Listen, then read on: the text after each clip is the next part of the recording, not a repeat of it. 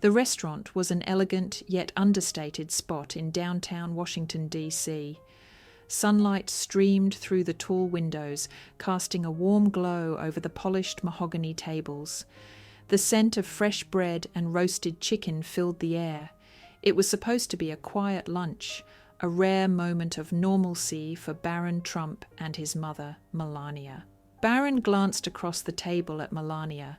She was as poised as ever, dressed in a sleek beige coat, with her signature sunglasses resting beside her plate. Despite the serene atmosphere, there was an undeniable tension in the air. The world outside wasn't as peaceful. Donald Trump, now back in the White House, had been making rapid, sweeping changes. Executive orders rolled out daily, policies shifting at an unprecedented pace. The nation was in a state of shock. Uncertainty loomed like a storm cloud. Many felt overwhelmed, their lives disrupted by the sudden waves of change. Barron tried to push it out of his mind as he picked up his fork. Just as he was about to take a bite, hushed whispers rippled through the restaurant. Heads turned, eyes locked onto them. Then, a voice broke through the murmurs. "How can they sit there and eat like nothing's wrong?" Barron stiffened. His mother remained expressionless, but he knew she had heard it too. Another voice chimed in, sharper this time. "People are losing their jobs. Businesses are shutting down because of all these decisions, and they're just here, enjoying a fancy meal." A woman at a nearby table shook her head.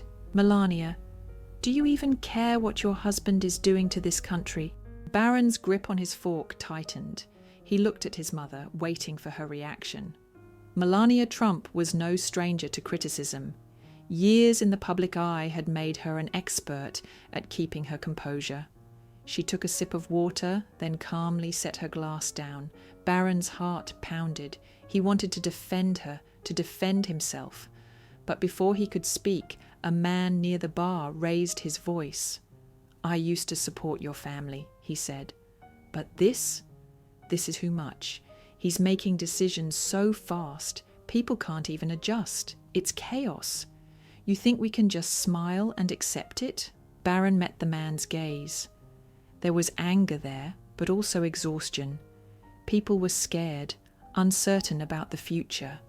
He could feel the weight of their emotions pressing down on him. He took a deep breath.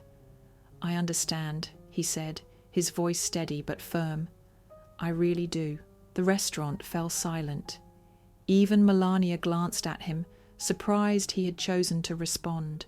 "My father is making the decisions he believes are best for this country," Barron continued. "I can't control that, neither can my mother, but we're still human. We still have to eat. We still have to live."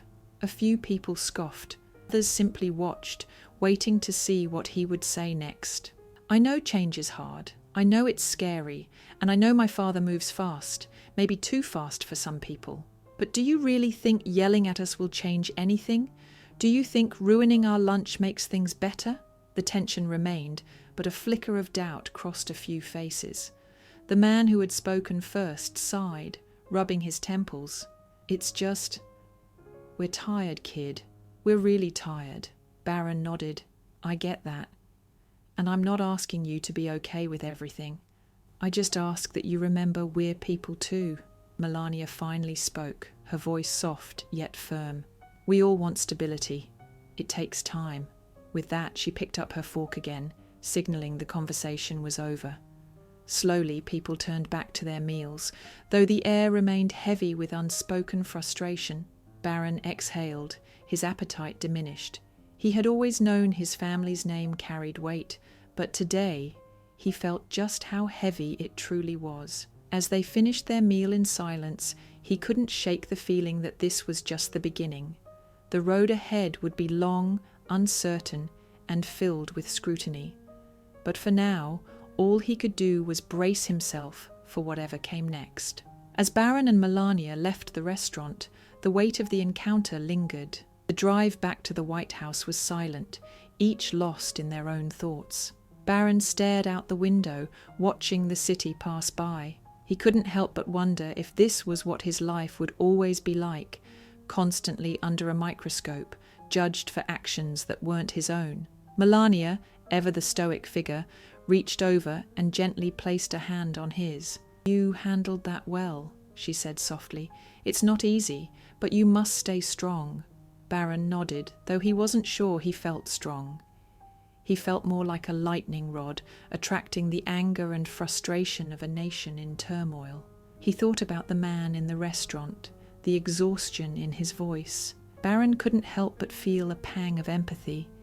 He knew his father's decisions were polarizing, but seeing the direct impact on people's lives was different.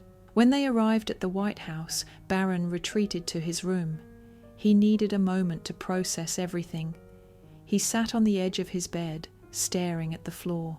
The walls of his room, once a sanctuary, now felt like they were closing in. He grabbed his phone and scrolled through the news.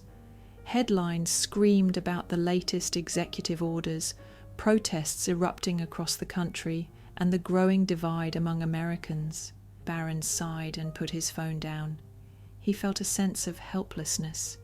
He wanted to do something to make a difference, but he didn't know where to start. He was just a teenager, thrust into a world of politics and power that he never asked for. "Dad," Barron began cautiously, "do you ever think about how people are reacting to all these changes? I mean, some people are really struggling." Donald's expression hardened slightly. "Barron, change is never easy, but sometimes you have to make tough decisions to get things done. People might not understand now, but they will in time." Barron nodded, but he wasn't convinced. He wanted to say more, to express his concerns, but he didn't want to disappoint his father. Instead, he stayed silent, watching as the advisors continued their discussion. Later that night, Barron found himself in the White House garden. The cool night air was a welcome relief from the tension of the day. He sat on a bench, staring up at the stars. He heard footsteps and turned to see Melania approaching. "Couldn't sleep?" she asked, sitting beside him. Barron shook his head. I don't know, Mom. Everything feels so heavy. I feel like no matter what I do, people are going to judge me because of Dad." Melania placed a hand on his shoulder. "I know it's hard, Barron, but you must remember who you are. You are not your father. You are your own person, and you have a kind heart. That is what matters." Barron looked at her, seeing the sincerity in her eyes. "But what if it's not enough? What if people never see me for who I am?" Melania smiled softly. "Then you show them. You be the best version of yourself, and in time they will see. But you must be patient, and you must be strong." Barron took a deep breath, feeling a sense of calm wash over him. He knew the road ahead wouldn't be easy, but he also knew he wasn't alone. He had his mother, his family, and his own strength to guide him. This story highlights the deep emotions and divisions caused by sudden political change. Barron and Melania Trump, though not directly responsible for Donald Trump's actions, face the harsh reality of public opinion. The story serves as a reminder that, in times of upheaval, anger and frustration often seek a target, whether fair or not. It also raises an important question: how do we balance accountability with humanity? If you enjoyed the story and found it meaningful, don't forget to leave a like. It really helps us reach more people. We'd also love to hear from you. Share your thoughts and the lessons you've learned in the comments below. Your insights could inspire someone else.